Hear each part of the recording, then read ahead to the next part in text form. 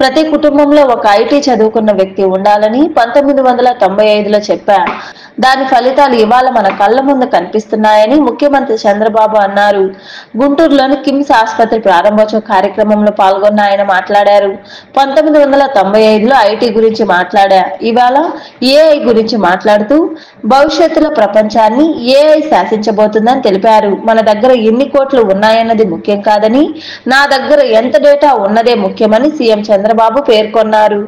95 నేను మాట్లాడింది ఐటీ మాట్లాడా. ఈ రోజు నేను మాట్లాడేది ఏఐ మాట్లాడుతున్నా, ఆర్టిఫిషియల్ ఇంటెలిజెన్స్ మాట్లాడుతున్నా. ప్రతి ఒక్క వ్యక్తి ఏఐ ఉపయోగించుకోవాలి, లేకపోతే ఏఐ ద్వారా యూస్ కేసెస్ తయారు చేసి సామర్థ్యాన్ని పెంచుకోవాలి. ఇదేం పెద్ద బ్రహ్మ విద్య ఏం కాదు. మన పిల్లలందరూ బాగా తయారయ్యారు. ప్రపంచాన్ని శాసించబోయేది భవిష్యత్తులో ఏఐ శాసిస్తుంది. ఆ విషయం కూడా మీరు గుర్తుపెట్టుకోవాల్సిన అవసరం ఉంది. ఈ రోజు మీరు ఒకసారి చూస్తే ఇక్కడ ఉండే హాస్పిటల్లో కూడా ఒక 20కి పైగా అతి కీలకమైన వైద్య సేవలు అందిస్తున్నారు. నేను అందుకే డాక్టర్స్ అందరూ మీరు ఇక్కడ ఉన్నారు. డేటా అనేది నెట్వర్క్ హాస్పిటల్స్ కాబట్టి దేశం మొత్తం అనేకమైన డిసీజులకు కావలసిన డేటా అంతా కూడా హిస్టారికల్ డేటా ఉంటుంది. భవిష్యత్తులో ఒక హాస్పిటల్దే కాదు సంపద.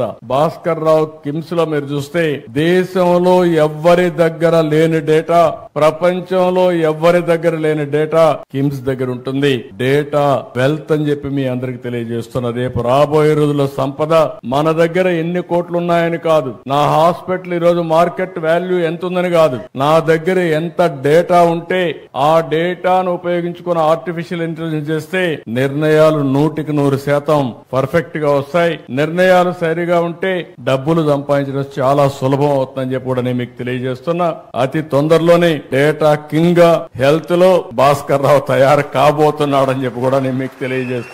అంటే ఒకసారి డేటా వచ్చిన తర్వాత ఇంకొక పక్కన మీరు చూస్తే రియల్ టైం డేటా అన్ని ఐఓటీలు వచ్చేసాయి, వేరబుల్స్ వచ్చేసాయి. ఈ రోజు హాస్పిటల్లో డాక్టర్లు కూడా మీరు చూస్తే ఆపరేషన్ చేస్తా ఉంటే ఏఐ ద్వారా మీకు మొత్తం గైడ్ చేసే పరిస్థితికి వచ్చింది. నువ్వు ఇక్కడ తప్పు చేస్తున్నావు, ఇది కరెక్ట్ గా చేయి, ఇక్కడే ప్రేషన్ ఉంది, ఇక్కడ చేయాలని చెప్పి మిమ్మల్ని గైడ్ చేసే పరిస్థితికి వస్తా ఉంది. దీని వల్ల ఏం జరుగుతుందని మీరు ఆలోచిస్తే ఈ డేటా, ఈ యొక్క గైడెన్స్ వల్ల మామూలు డాక్టర్ కూడా ఎక్స్ట్రార్డినరీ ఆపరేషన్ చేసే పరిస్థితికి వస్తున్నాడు. అలాంటి నాలెడ్జ్ వచ్చేది మనం గుర్తుపెట్టుకోవాల్సిన అవసరం ఉంది. అందుకే నేను ఒకటే చెప్తున్నా, డెడ్లీ కాంబినేషన్ టెక్నాలజీస్ అన్ని కూడా సౌండ్ గా వచ్చాయి. ఇంకొక పక్క నాలెడ్జ్ కూడా మెచ్యూరిటీ వచ్చింది, డేటా కూడా వచ్చే పరిస్థితి వచ్చింది.